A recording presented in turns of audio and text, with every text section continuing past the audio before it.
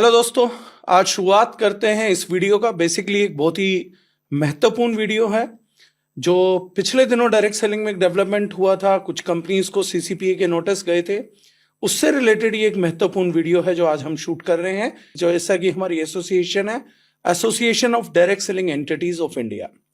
तो हमने ये इनिशिएटिव लिया है कि हम एक पूरा जानकारी दें, कंप्लीट इंफॉर्मेशन दें। ये नोटिस क्या हैं, ये डिपार्टमेंट क्या है, ये चीज़ क्या थी। और इसके लिए आज हमने अपने एक्सपर्ट पैनल में बुलाया है एक बहुत ज़बरदस्त एक्सपर्ट को, जिनको मैं पर्सनली पिछले 10 साल से जानता हूं। और योगेश कुमार शर्मा जी को आज हम इंट्रोड्यूस करेंगे इस वीडियो के माध्यम से। Welcome sir. योगेश कुमार शर्मा जी का मैं आपको ब्रीफ डिस्क्रिप्शन देना चाहूंगा। योगेश जी सीए हैं, सीएस है, एलएलबी हैं, करंटली हाई कोर्ट जयपुर के अंदर प्रैक्टिस कर रहे हैं। लीगल केयर कंसल्टेंट्स के नाम से इनका अपना फर्म है जो टैक्सेशन से रिलेटेड और आपके डायरेक्ट सेलिंग कानूनों से संबंधित और बाकी जो हमारी कॉर्पोरेट कंपनीज हैं उनसे संबंधित बहुत कुछ देखते हैं। तो इसीलिए आज हमने इनको एक्सपर्ट पैनल पे बुलाया है ताकि इस चीज से संबंधित जितनी भी हमारी क्वेरीज है इस इंफॉर्मेटिव सेशन के दौरान हम सब अपनी क्लियर कर सकें। सो वेलकम योगेश जी, सबसे पहले आपका स्वागत है सर HCI स्पीक के इस मंच पे। और हम लुक फॉरवर्ड करते हैं जब भी हमारी डायरेक्ट सेलिंग कानूनों पे या कुछ भी होता है तो हम आपको रेफर करते हैं एसोसिएशंस के साथ भी। Yes sir. और जहां तक मुझे याद है 10 साल पहले जब मैं आपसे मिला था तो भी विभिन्न एसोसिएशन के साथ, डायरेक्ट सेलिंग एसोसिएशंस के साथ आपने काम भी किया है। Right sir. तो आज मैं पहले क्वेश्चन से स्टार्ट करता हूं सर। तो सर जैसे कि रिसेंट है योगेश जी, हमारी एक्टिविटी हुई, एक न्यू डेवलपमेंट था। सीसीपीए ने लगभग 18-19 कंपनीज को डायरेक्ट सेलिंग के अंदर कुछ नोटिस भेजे हैं जिसके बारे में कोई जानकारी डायरेक्ट सेलर्स को नहीं ही है, बाकी लोगों को नहीं है, सिर्फ कंपनी और डिपार्टमेंट के बीच में है। लेकिन कुछ लोगों ने सोशल मीडिया पर डाल दिया इन कंपनी को नोटिस गया है, ये है वो है, कुछ पोर्ट्रे गलत करने की कोशिश की। तो बस उसी से रिलेटेड सबसे पहला सवाल है कि वाकई में जो सीसीपीए के नोटिस गए हैं ये कोई बहुत रेड सिग्नल है, अलार्मिंग सिग्नल है, वार्निंग है, या कुछ क्रिमिनल एक्टिविटी शो करता है इन कंपनीज की? ये है क्या, क्या बहुत पैनिक करने की चीज है ये?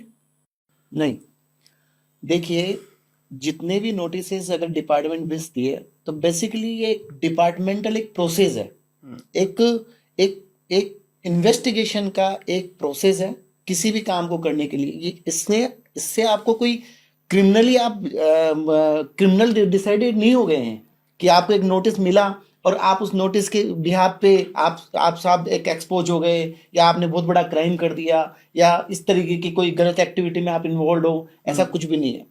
देखिए, डायरेक्ट सेलिंग रूल्स, जो डायरेक्ट सेलिंग रूल्स है, सब लोग कहते हैं डायरेक्ट सेलिंग रूल्स, लेकिन आप जो bracket start direct selling rules का पूरा नाम है consumer protection bracket start direct selling bracket close rules 2021। Right. Consumer protection हमारा जो पूरा लॉ है, जो ये डिपार्टमेंट काम करता है, ये कंज्यूमर के प्रोटेक्शन के लिए ये सारे लॉज बनाए गए हैं। कंज्यूमर का राइट है, right to choice, right to be informed, right to heard, right to redressal, right to choice. तो ये जितने राइट्स हैं उनको इम्प्लीमेंट करने के लिए, उनकी इफेक्टिवनेस के लिए, ताकि कंज्यूमर को सही क्वालिटी पे, सही रेट पे, सही चीज की अवेलेबिलिटी हो, इसके लिए ये लॉज बने थे। अब डायरेक्ट सेलिंग एक मॉडल है जिसके थ्रू प्रोडक्ट को सेल किया जा रहा है। डायरेक्ट सेलिंग रूल्स में ये जो उन्होंने एक प्रोसेस डाला सभी कंपनीज के लिए कि आपको 100 डिटेल्स आपको फॉलो करनी पड़ेगी, वो एक तरीके से उनके लिए गाइडलाइन है। जिन कंपनियों ने वो गाइडलाइंस फॉलो नहीं की है, या जो लोग नहीं फॉलो कर रहे हैं, उनके ऊपर सीसीपीए, अब सीसीपीए पे हम बात करेंगे, पहले मैं सीसीपीए ने उस डिटेल्स पे गया होगा, उन्होंने डिटेल्स चेक करी होगी। जब उनको लगा कि ये कंप्लायंस नहीं कर रहे हैं, तो जो कंप्लायंस नहीं कर रहे हैं उनको उन लोगों ने नोटिस भेजा है। नोटिस भेजना एक प्रोसेस का पार्ट है। अब इसके बारे में, सीसीपी के बारे में पहले जाने हम कि सीसीपी क्या है, ये नोटिस क्यों भेजे हैं, किस तरीके से भेजे गए हैं, इसके ऊपर डिस्कशन मैं आपको इसका पूरा डिटेलिंग आपको बताता हूं। लेकिन सबसे पहले इसमें अच्छी तरह आप समझ लीजिए, नोटिस भेजने से आप क्रिमिनल नहीं हो जाते हैं, ये कोई लीगल एक्टिविटी नहीं है, कोई गलत नहीं है। हाँ, आपने कुछ रूल्स गवर्नमेंट के फॉलो नहीं किए हैं, कुछ आपके डायरेक्शंस जो गवर्नमेंट ने दिए हैं उनको आपने नहीं माने, आप उनको कंप्लायंस कीजिए, उनको प्रॉपरली कीजिए, तो आप डेफिनेटली एक राइट स्ट्रीम में आप आ सकते हैं। तो मैं अगर इस बात से आपकी समझूं या पब्लिक को समझाना चाहूं, तो बेसिकली जिन लोगों ने इसको एज अ डिफेमेशन टूल उन कंपनीज के अगेंस्ट में यूज किया, तो उसे लैक ऑफ अवेयरनेस बोल सकते हैं, या उन लोगों की बेवकूफ़ी की वो इसको क्रिमिनल एक्टिविटी की तरह पोर्ट्रे कर रहे हैं। This is a small general practice of the government. हो सकता है कुछ चीजें इंटेंशनली मिस हो गई हों, कुछ चीजों का अवेयरनेस ना हो, तो गवर्नमेंट ने उनके साथ एक तरीके का, मैं बोलूं तो एक संपर्क साधा है। एग्जैक्टली इसमें ये है, देखिए, लैक ऑफ अवेयरनेस और नॉलेज नहीं होना ये बहुत बड़ी बात है आज की डेट पे। लाइक इनकम टैक्स लो है, इनकम टैक्स लो, आप ये मान कीजिए एक प्रोफेशनल के पास जाते हैं, जितना प्रोफेशनल्स एक लेमन को बताता है उसके अकॉर्डिंग वो सब चीज़ें फॉलो करता है। बाद में पता लगता है कि ज़्यादा ट्रांजेक्शन बैंक में ज़्यादा अमाउंट डिपॉजिट कर दिया तो इनकम टैक्स का नोटिस आ गया, तो क्या वो क्रिमिनल हो गया? उन्होंने पूछा ये पैसा कहाँ से आया, आपने क्यों जमा कराया, उसका कहाँ का आपका सोर्स है वो डिटेल दे दीजिए। लाइक यही एक प्रोसेस एक डायरेक्ट सेलिंग एंटिटी के लिए है। डायरेक्ट सेलिंग एंटिटीज के लिए कुछ रूल्स फॉर्मेट गवर्नमेंट ने बनाया है, वो कंज्यूमर प्रोटेक्शन के लिए बनाया है, और जो कंज्यूमर प्रोटेक्शन के लिए जो रूल्स बनाए हैं उनको फॉलो करने की जिम्मेदारी डायरेक्ट सेलिंग एंटिटी की है। आपने उन रूल्स को फॉलो नहीं किया, आपने उन गाइडलाइंस को फॉलो नहीं किया, उस वजह से कि नॉन कंप्लायंसेस की वजह से सीसीपीए ने आपको नोटिस भेजा। ठीक है, अब वो रूल्स क्या हैं, वो प्रोसेस क्या है, उनके बारे में आप में डिटेल में वन बाय वन आप मुझसे पूछे। पहला सबमिशन हमारा एचसीआई के बिहाफ पे ये है कि हम लोगों को इस इंडस्ट्री से, इस महान इंडस्ट्री में है, तो हमारे को लीगली अवेयर रहना पड़ेगा, और इस तरीके की जबरदस्ती अनएथिकल प्रमोशंस को हमें यूज नहीं करना है। ये हमारी लैक ऑफ अवेयरनेस से पैदा होता है। ये नोटिस एक सामान्य प्रक्रिया है जिसके थ्रू हमारी कंपनीज गुजरती हैं, और डेफिनेटली सब कुछ बहुत अच्छा होगा। और योगेश जी के साथ इसी पे आगे नॉलेज बढ़ाने के लिए मैं सेशन को आगे लेके जाता हूँ। मैं सबसे पहला क्वेश्चन ये करना चाहूंगा, लोगों ने नोटिस तो देख लिया, मेरा यह मानना है 99% लोगों को ये भी नहीं पता किस डिपार्टमेंट ने भेजा, और वो डिपार्टमेंट क्या है, सीसीपीए की फुल फॉर्म क्या है। तो मैं आपसे रिक्वेस्ट करूंगा सर कि सीसीपीए क्या है, आप इसको हमारे लिए डिफाइन करें, उनके पावर्स क्या हैं, उनकी चीजें क्या हैं, उस पर हमारे को आप एनलाइटन करें। एक्जेक्टली देखिए, किसी भी डायरेक्ट सेलिंग एंटिटी को अगर इंडिया में एक रूल्स के साथ में वो काम कर रहे हैं तो किसी तरह की कोई डरने की जरूरत नहीं है। फर्स्ट थिंग, सीसीपीए एक अथॉरिटी है, as per the consumer protection act 2019 के अकॉर्डिंगली एस्टेब्लिश की गई है। सीसीपीए का फुल नेम है central consumer protection authority, CCPA. CCPA में एक चीफ कमिश्नर होते हैं जो सेंट्रलाइज होते हैं, और एक रीजनल कमिश्नर्स इसमें अपॉइंट किए जाते हैं जो इंडिया के अलग अलग सेगमेंट्स को देखने के लिए इसमें इन्वॉल्व होते हैं। साथ में कुछ ऑफिसर्स भी होते हैं जो इसकी प्रोसीडिंग करते हैं। सीसीपी की ड्यूटी क्या है? अगेन मैं आपको वही लेके जाऊंगा, कंज्यूमर प्रोटेक्शन। कंज्यूमर के साथ में अगर गलत होता है तो सीसीपीए उसमें पिक्चर में आती है। सीसीपीए का राइट क्या है? सीसीपीए के पास में कोई भी कंप्लेंट पहुंचती है, कंप्लेंट कोई भी दे सकता है, कंप्लेंट अगर जाती है तो सीसीपीए उसके ऊपर एक्शन लेती है। उसके लिए पहले उसके पास इन्वेस्टिगेशन का पावर होता है, और ये जो नोटिस जारी किए गए हैं सब इन्वेस्टिगेशन के प्रोसेस का एक हिस्सा है, राइट। जब इनके पास सीसीपीए की कंप्लेंट दे सकती है, ये दाखिल करके एक सॉफ्टवेयर है इनका जहां से कोई भी कंज्यूमर अपनी कंप्लेंट दे सकता है। सेकेंड थिंग, सू मोटो एक पावर होता है, ये खुद भी स्व प्रेरणा से भी किसी भी एंगल पे लगता है कि यहां पर कोई गलत हो सकता है तो उस कंपनी की इन्वेस्टिगेशन करने का पावर सो मोटो बेसिस पे सीसीपीए कर सकता है। ग्रेट। सीसीपीए, जब सीसीपीए के पास में इन्वेस्टिगेशन होता है तो इन्वेस्टिगेशन के प्रोसीडिंग में एक वो किसी भी अथॉरिटी को, किसी भी एंटिटी को, डायरेक्ट सेलिंग एंटिटी को, हम अभी पर्टिकुलर डायरेक्ट सेलिंग एंटिटी के बारे में बात कर रहे हैं तो हम अभी उसी के कॉन्टेक्स्ट में डिस्कशन करेंगे। तो सीसीपीए को पता लगता है कि so and so direct selling entity के मामले में नॉन कंप्लायंसेस का कोई इशू पता लगता है, या कोई पता लगता है कि गलत प्रोडक्ट है। पहले सीसीपीए नोटिस क्यों दे सकती है, कंज्यूमर कहाँ कंप्लेंट कर सकता है? मैंने अभी आपको बताया उसके राइट्स हैं। राइट्स को अगर आप फुलफिल नहीं करोगे तो कंज्यूमर जाएगा। तो आपने मिसलीडिंग एडवर्टाइजमेंट दिए, कोई ऐसा विज्ञापन दिया जा रहा है जो है ही नहीं, जो आप मतलब एक फॉल्स है, मिसलीडिंग है, उस केस में सीसीपीए का रोल बहुत ज्यादा इंपॉर्टेंस रखता कुछ है। उदाहरण आप पेश कर सकते हैं एक आधा जनरली? इसका example UTP unfair trade practice में आता है अंडर सेक्शन 247। अंडर सेक्शन 247 में यूटीपी में एक कैटेगरी आती है फॉल्स और मिसलीडिंग एडवर्टाइजमेंट्स। Right sir.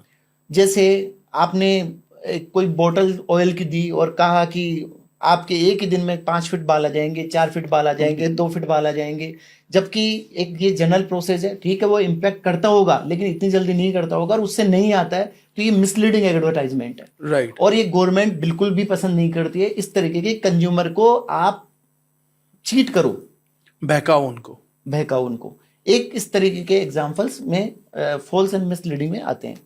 दूसरा आता है बेट एडवर्टाइजमेंट्स, जिसको ये कह सकते हैं कि आप आ जाइए, ये प्रोडक्ट आपको 1 रुपए में हम ये प्रोडक्ट अवेलेबल करा रहे हैं, और बाद में आने के बाद पता लगता है कि उसको वो 1000 रुपीज देके वो प्रोडक्ट लेके गया उसके एक्चुअल कॉस्ट के साथ में। तो बताया क्या जाता है और वहां पर एक्चुअल में दिया क्या जाता है। Right. ये बेड एडवर्टाइजमेंट ये भी यूटीपी के डेफिनेशन में आते हैं, अनफेयर ट्रेड में प्रैक्टिसेस आते हैं। राइट। ठीक है, एक एग्जांपल है जो इंफीरियर क्वालिटी के प्रोडक्ट्स होते हैं, सब स्टैंडर्ड होते हैं, डिफेक्टिव प्रोडक्ट होते हैं। आपने वो प्रोडक्ट उसको कस्टमर को बोला कि ये प्रोडक्ट ले गया, पता लगा कि कस्टमर वो टूटा हुआ प्रोडक्ट था या डिफेक्टिव है, ये भी अनफेयर ट्रेड प्रैक्टिस डैमेज्ड में। तो इस केस में कंपनी रिप्लेस कर दे, ये जरूरी है? हाँ, ये तो एक पॉलिसी है। अगर मान लो डिफेक्टिव है, आपने रिप्लेस कर दिया तो ठीक है, कस्टमर सेटिस्फाई है ना। राइट। एक क्वेश्चन आ जाता है और लोगों को उसकी जानकारी नहीं है, मैं चाहूंगा उस पर आप जरूर रोशनी डालें। सब स्टैंडर्ड प्रोडक्ट्स, ये सब स्टैंडर्ड प्रोडक्ट्स का क्या मतलब होता है, इसकी क्या संज्ञा है, कैसे इसको डिफाइन किया जा सकता है? That is what I want to know from your side. जिस क्वालिटी को बताकर जब आप किसी प्रोडक्ट की प्रमोट करते हो कि ये प्रोडक्ट है, इसमें ये फीचर्स हैं, ये सब कुछ है, वो जो जितनी फीचर्स आपने बता के प्रमोट किया, वो product as it as symmetry में नहीं रहा या उसमें से लेस उसकी फीचर्स कम है, तो वो सब स्टैंडर्ड या डिफेक्टिव प्रोडक्ट में कैटेगरी में आता है। या प्रोडक्ट में कोई टूटा हुआ है, या प्रोडक्ट का कोई ऐसा हिस्सा कि आपने दिखाया, कस्टमर को जब लिया तो उसने देखा कि प्रोडक्ट ठीक है, लेकिन जब घर जाके खोला तो पता लगा कि कुछ और इसमें इशू निकल गया।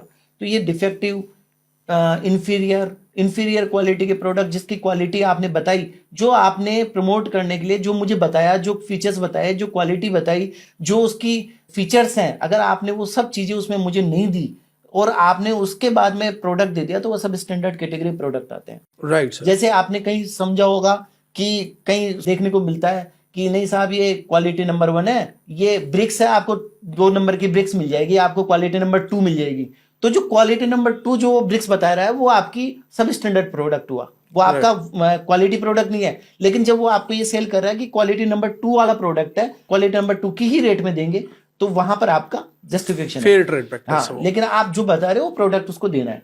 तीसरा, इसी एग्जाम्पल में यूटीपी में हम आगे चल रहे थे, यूटीपी में आता है कि मैं मेरे प्रोडक्ट के साथ में किसी अदर कंपनी के प्रोडक्ट को कहता हूं कि वो प्रोडक्ट खराब है, मेरा बेस्ट है, उस कंपनी का ये नहीं कर सकते।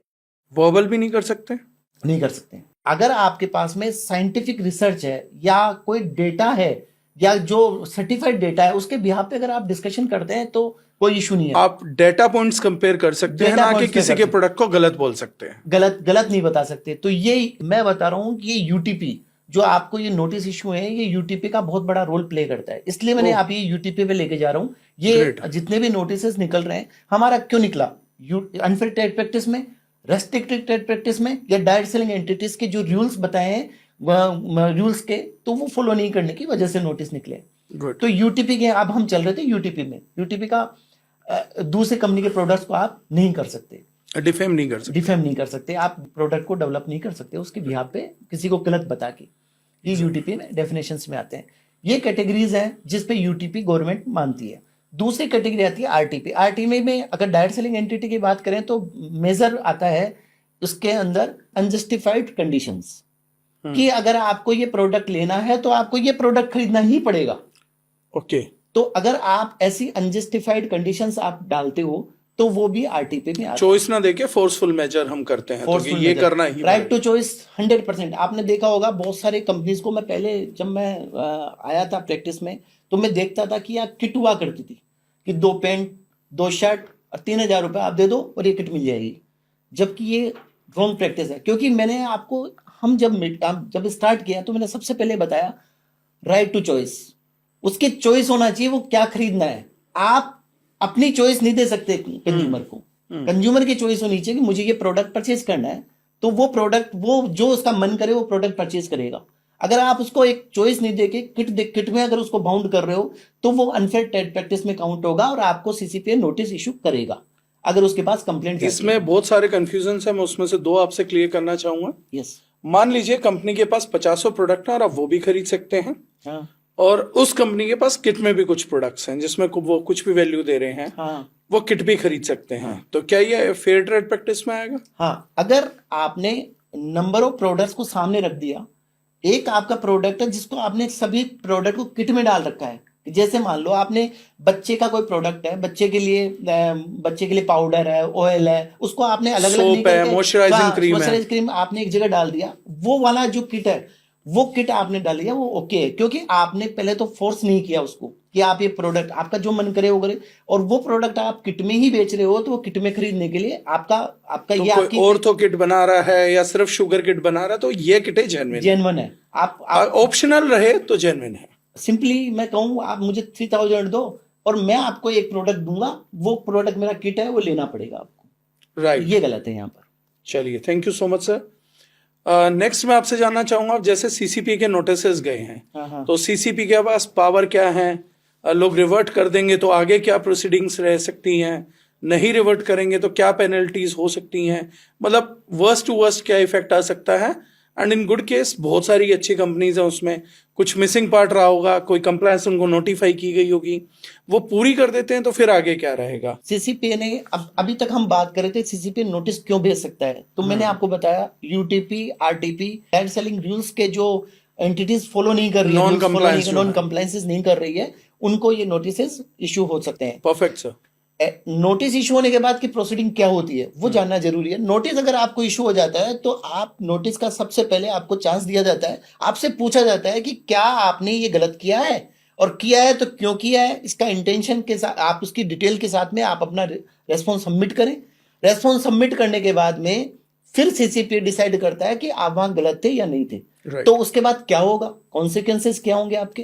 कॉन्सिक्वेंसेस होगा, जैसे मिसलीड अगर आपने किया है, फॉल्स मिसलीडिंग अगर आपने किया है, तो 10 लाख रुपए तक की आपके ऊपर पेनल्टी इंपोज की जा सकती है अंडर सेक्शन 21। ओके सर, ठीक है। आपने पेनल्टी इंपोज कर दी, उनको लगता है कि आप ये, तो आपके पास 2 ऑप्शन है, या तो आप उस पेनल्टी को चैलेंज कर दीजिएगा।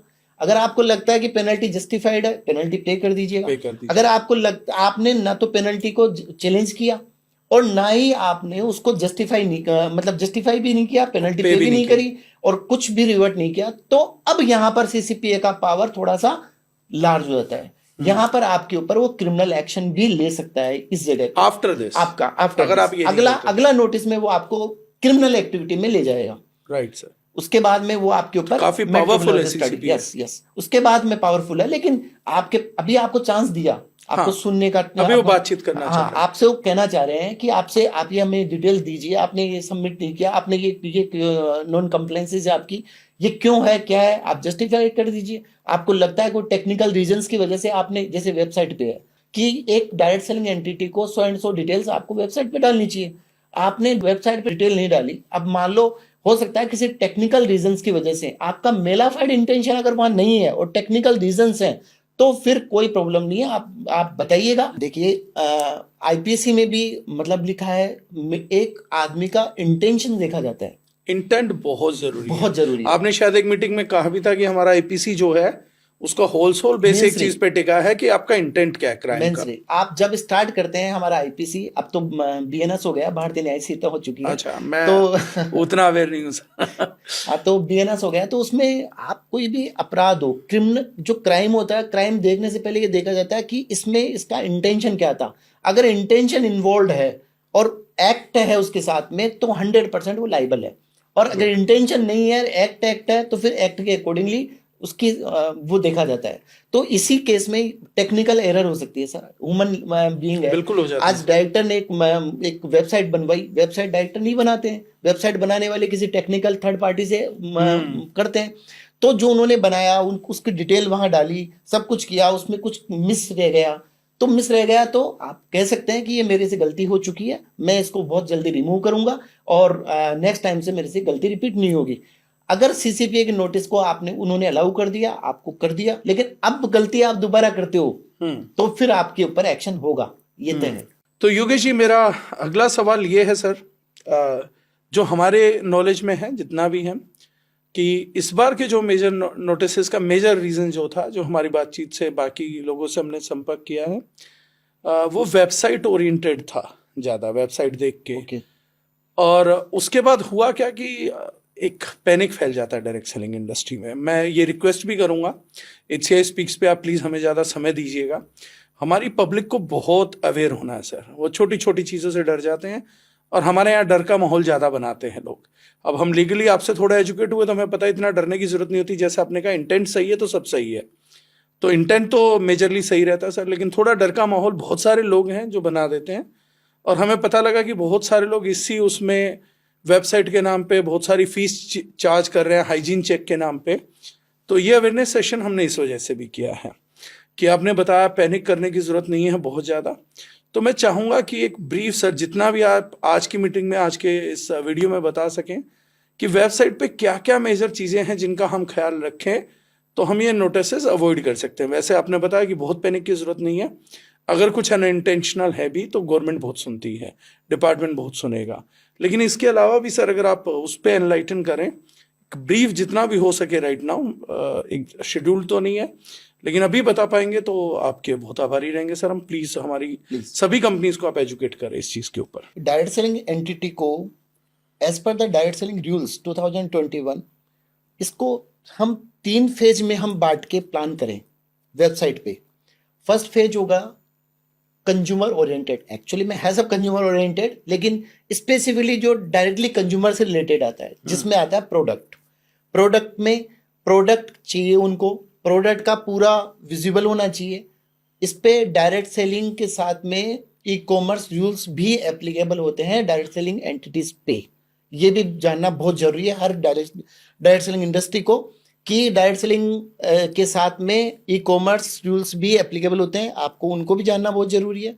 फिर जो अभी हम बात कर रहे हैं प्रोडक्ट सेशन पे, प्रोडक्ट की डिटेल, प्रोडक्ट की प्राइस, प्रोडक्ट का information, how to use, instruction, ये सब प्रोडक्ट के बारे में होना चाहिए। प्राइस ब्रेकअप क्लियर होना चाहिए, इंक्लूडिंग जीएसटी, टोटल अमाउंट आप क्या ले रहे हैं वो होना चाहिए। हर policies, exchange policy, refund policy, अगर आपकी रिप्लेसमेंट है, वारंटी है, गारंटी है तो आपकी उनकी पॉलिसीज क्लियर होनी चाहिए। प्रोडक्ट अगर डिफेक्टिव है तो क्या आप उसको रिप्लेस कर रहे हैं ये भी क्लियर होना चाहिए। कंज्यूमर को सब कुछ पता होना चाहिए। जब कंज्यूमर प्रोडक्ट चूज कर रहा है उस समय सारी डिटेलिंग कंप्लीट, उससे पहले ही उसको राइट टू बी इन्फॉर्म्ड, जो मैंने आपको पहले बताया था, राइट टू बी इन्फॉर्म्ड में उसको सब कुछ पता होना चाहिए कि ये प्रोडक्ट कितने प्राइस पे अवेलेबल है, कितनी क्वांटिटी में आएगा, किस क्वालिटी का आएगा। ये सब चीजें जब भी वो परचेज बाय करने से पहले, पेमेंट करने से पहले जब प्रोडक्ट परचेज कर रहा है उसको सब कुछ उसको पता होना चाहिए। ये एक फेज हुआ कंज्यूमर से और प्रोडक्ट से रिलेटेड, जो मैंने आपको ब्रीफली अवेयर किया। दूसरा सेगमेंट आता है कंपनी की मैंडेटरी रिक्वायरमेंट्स, जो एक एज पर लीगलाइजेशन क्या है कंपनी का, उसको देखने के लिए। जो लीगलिटी की अगर हम बात करें तो कंपनी का सबसे पहले जितने भी रजिस्ट्रेशन सर्टिफिकेट्स हैं कंपनी के, वो सारे रजिस्ट्रेशन सर्टिफिकेट डालना बहुत जरूरी है आज के टाइम पे। दूसरा आता है कोई भी डायरेक्ट सेलिंग एंटिटी बिना ट्रेडमार्क के बिजनेस नहीं कर सकती है। Great. अच्छा, एक बहुत अच्छी वजह की बात आपने इस क्वेश्चन से मुझे याद आया। मैंने कोई प्रोडक्ट में सेल कर रहा हूं as a direct selling entity, और मेरा डायरेक्ट सेलर उस प्रोडक्ट को सेल कर रहा है। पता लगता है कि ये जो ट्रेडमार्क है वो मेरे किसी एक्स कंपनी का ट्रेडमार्क है, और उस एक्स ट्रेडमार्क के नाम से मैं ट्रेडमार्क लगा के उस प्रोडक्ट को मेरी कंपनी में उसको मैं सेल कर रहा हूं। ये भी अनफेयर ट्रेड प्रैक्टिस की श्रेणी में आता है। सीसीपीए इस पे भी नोटिस इशू कर सकता है। आपके पास हर प्रोडक्ट को ट्रेडमार्क का सर्टिफिकेशन होना बहुत जरूरी है, और जिसका ट्रेडमार्क नहीं है उसका कमीशन आप डायरेक्ट सेलर को नहीं दे सकते। गुड। आप अब जो ट्रेडमार्क है उनके आपके ट्रेडमार्क की लिस्ट भी आपको वहां सबमिट करनी पड़ेगी। साथ में जितनी कंपनी की जो बैलेंस शीट्स हैं, मेरे हिसाब से आपको लेटेस्ट बैलेंस शीट हमेशा डालनी चाहिए अपडेटेड के लिए। जीएसटीआर रिटर्न्स हैं, ऑडिट रिपोर्ट्स हैं, अनेक्जर्स हैं, उसके साथ में ये सारे डॉक्यूमेंटेशन होने चाहिए। लीगल मेट्रोलॉजी का बहुत ध्यान रखें। लीगल मेट्रोलॉजी की सर्टिफिकेशन आपको चाहे मैन्युफैक्चर हो चाहे उसको रखना जरूरी है, और लीगल मेट्रोलॉजी की सर्टिफिकेशन अपने साइट पे आप उसको सबमिट करें। साथ में आपके एक जो आप ये सारी कंप्लाइंसेस कर रहे हैं, इसके लिए रूल 5 में एक कंपनी सेक्रेटरी का एक सर्टिफिकेट डालना बहुत जरूरी है। और कंपनी सेक्रेटरी का वो सर्टिफिकेट आप अटैच करोगे कि आज की डेट पे अपडेटेड सर्टिफिकेट होना चाहिए, हर ईयर टू ईयर वो सब्जेक्ट आपको डालना चाहिए। ये आपके लीगल से संबंधित चीजें आ गई है। साथ में फूड का प्रोडक्ट हो तो फूड के एफएसआई होने चाहिए, आयुर्वेद के प्रोडक्ट आयुष का होना चाहिए, कोई अगर प्रोडक्ट इलेक्ट्रिक्स हैं तो बीआईएस का होना चाहिए, आईएसआई होना चाहिए। जो भी आपके सर्टिफिकेट आपके प्रोडक्ट से रिलेटेड है वो सारे सर्टिफिकेशन आपको डालना पर्सनल चाहिए। केयर में भी कोई सर्टिफिकेट ऐसा आता है सर? हाँ, पर्सनल केयर में सर्टिफिकेट आते हैं, जैसे क्रीम्स वगैरह आप ले रहे हो तो क्रीम के सर्टिफिकेट जो कंसर्न ड्रग्स एंड कॉस्मेटिक में आते हैं, तो कॉस्मेटिक्स में सर्टिफिकेशन आपकी होनी चाहिए। और किसी किसी पर्टिकुलर सब्जेक्ट उसमें नहीं है तो आप उसको, अगर ऑर्गेनिक प्रोडक्ट्स हैं तो ऑर्गेनिक सर्टिफिकेट आएगा, ऑर्गेनिक सर्टिफिकेट, जैविक भारत आएगा। जैविक भारत आएगा। तो सारे सर्टिफिकेशन आपके पास होनी चाहिए। गलत सर्टिफिकेशन से माल बेचना भी अनफेयर ट्रेड प्रैक्टिस है। मैं आपको कह रहा हूं कि मेरे पास प्रोडक्ट का कोई प्रॉपर सर्टिफिकेशन है और वो सर्टिफिकेशन मेरे पास है ही नहीं और मैं प्रोडक्ट सेल कर रहा हूं, ये यूटीपी में आएगा और आपको नोटिस इशू हो सकता है उस केस में। बहुत सारी फेक संस्थाएं हैं सर जो फेक सर्टिफिकेट्स बना देती हैं, मतलब उनका खुद का कोई एग्जिस्टेंस नहीं है लेकिन फ्ला संस्था बना के एक सर्टिफिकेट दे देती है और उस कंपनी के उस सर्टिफिकेट के बिहाफ पे कंपनी अपने आप को क्लेम करी जा रही है, तो ये भी इस चीज के अंडर आएगा? बिल्कुल 100% इसके अंडर में आएगा। आप कोई भी एक कंज्यूमर ई दाखिल पे जाके कंप्लेंट कर सकता है, वो जाके वहां पर एक सिंपल एक लेटर देके भी कंप्लेंट अपन दे सकता है। और तीसरा, आप मेल करके भी कंप्लेंट कर सकते हो, सुमोटो भी ले सकता है। ये चारों सीसीपीए के पास जरूरी नहीं है वो उनका कंज्यूमर हो, वो डायरेक्टली भी इस चीज को डायरेक्टली भी कर सकता है, कोई मैटर नहीं करता। Right. तो उसके बाद में, और ये सब चीजें आप कंप्लायंसेस अगर पूरे कर देते हैं तो एनफ है। हाँ, थर्ड फेज में आपके कंपनी के बारे में, अबाउट द कंपनी, कंपनी के मैनेजमेंट कौन है, क्या है, इसकी एक डिटेल। ये 3 सेगमेंट में अगर आप वेबसाइट को बांट के करते हो तो कोई बहुत बड़ा मैटर नहीं है। सभी का इंटेंशन देखो, आप सभी का गवर्नमेंट का इंटेंशन है कि कंज्यूमर को कंप्लीट डिटेल पता होनी चाहिए। डायरेक्ट सेलर्स कौन है आपके, उसकी एक लिस्ट होनी चाहिए ताकि कंज्यूमर को पता हो कि मैं हाँ इस डायरेक्ट सेलर से माल ले रहा हूँ। तो ये सभी चीज़ें आप अगर अपडेट करते हो तो कोई मैटर नहीं है, और कोई रहता है तो इंटेंशनली नहीं है तो आप दे सकते हैं। कुल मिलाकर मैं समाप्त करना चाहूंगा तो जहां तक मैं समझ पा रहा हूँ योगेश जी का बोलना है, आपकी नीयत सही है, आपका इंटेंट सही है, तो गलतियां कुछ भी हों तो उन गलतियों की माफी मिल जाती है और पैनिक करने का कोई विषय नहीं है। डायरेक्ट सेलिंग में हमें करियर बनाना है, बेहतर करना है, तो सबसे जरूरी चीज है अपने कानूनों को समझना, उनके डर को समझना। अदरवाइज लोग बिन बात के हमें डराते रहेंगे और हम सोचेंगे कोई आपराधिक गतिविधियां हैं जो हमारी इंडस्ट्री में हो रही हैं। हम जबरदस्ती ही अपने आप अंदर एक क्रिमिनल अवरोध पैदा कर लेते हैं या बोलते हैं क्रिमिनल कॉन्शियसनेस पैदा करते हैं, उससे हमें बचना होगा। योगेश जी ने बहुत अच्छे से हमें एक्सप्लेन किया, उसके लिए योगेश जी का बहुत बहुत धन्यवाद। Thank you sir. और बहुत सारी डिटेल्स है, मोटा मोटा हमने ये समझाने की कोशिश करी कि एक रूटीन प्रैक्टिस था, इंडस्ट्री के साथ था। आप सभी लोगों के अवेयरनेस के लिए योगेश जी का हमने समय लिया है। इसी के साथ ये जो हमारा इनिशिएटिव है HCI का, association of direct selling entities of India, हमारा मुख्य उद्देश्य है इस वीडियो को बनाने का कि हमारी इंडस्ट्री में डर का नहीं, हर समय फेस्टिव का माहौल होना चाहिए, एक्साइटमेंट का माहौल होना चाहिए। हम एक बहुत अच्छा काम करते हैं लोगों को एम्पावर करने के लिए, अपलिफ्ट करने के लिए, उस स्पिरिट को मेंटेन करने के लिए, और हमारे यहाँ स्पिरिट को नेगेटिव ना करके कोई व्यक्ति उसको एनकैश ना कर पाए, इसलिए HCI का ये एक पहल है।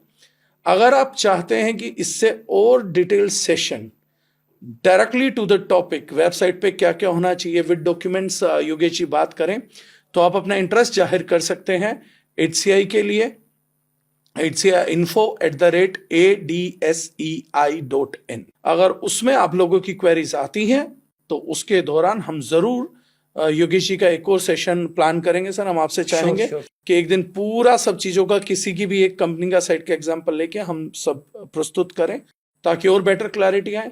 आपको डरने की, भयभीत होने की जरूरत नहीं है। अगर आपको कभी ऐसा लगे कि आपको किसी भी डायरेक्ट सेलिंग में अच्छी नीयत रखते हो अगर आपको काम करना है और कोई भी ऐसी चीज है जो आपको डरावनी लगती है, इंफॉर्मेशन चाहिए, तो आप एडीसीआई से, association of direct selling entities of India से कनेक्ट कर सकते हैं, being a direct seller, being a company. और बाकी योगेश जी, आज के पॉडकास्ट के लिए सर बहुत बहुत धन्यवाद। Thank you so much. आप अपना बहुत व्यस्त समय निकाल के हमारे लिए स्पेशली आए। Thank you. और आपसे आगे भी सपोर्ट की सर मैं उम्मीद करूंगा। बहुत सारा डर है हमारी पब्लिक का जो गायब करना है, तो उसमें आपकी बहुत मदद की जरूरत पड़ेगी। मैं डायरेक्ट सेलिंग इंडस्ट्री के लिए हमेशा तैयार हूँ। आप जब कहें, जिस भी टॉपिक पे कहें, जिस भी सेशन पे, टैक्सेशन में जाएं, जीएसटी जाएं, चाहे लीगल मेट्रोलॉजी पे जाएं, चाहे ऑडिटिंग पे जाएं, चाहे एक्सपोर्ट इंपोर्ट पे जाएं, किसी भी सेशन पे डिस्कशन करना चाहें, हम ऑलवेज रेडी हैं। Thank you so much sir. मैं बस अभी अपने डायरेक्ट सेलर्स का डर दूर करना चाहता हूँ। एक बार वो डरेंगे नहीं तो सर काम तो बहुत जबरदस्त करते हैं लोग, डर डर के भी 25,000 करोड़ गवर्नमेंट डराती नहीं है सर। गवर्नमेंट गलत लोगों को पकड़ती है, तो हम गमे गलत नहीं होना है। हर इंडस्ट्री को अपने सिस्टम और रूल्स के साथ में काम करना है। हमारे को सर गवर्नमेंट नहीं डराती, हमारे अंदर के कुछ लोग एनकरेज करने के लिए डराते हैं। उसी के लिए अवेयरनेस सेशन का एक सीरीज में चाहूंगा आपसे, बिल्कुल हम बढ़ाते रहेंगे। सो आप सभी लोगों का सुनने के लिए बहुत बहुत धन्यवाद। योगेश जी, आपका बहुत बहुत धन्यवाद। Thank you thank you so much. Thank you everyone.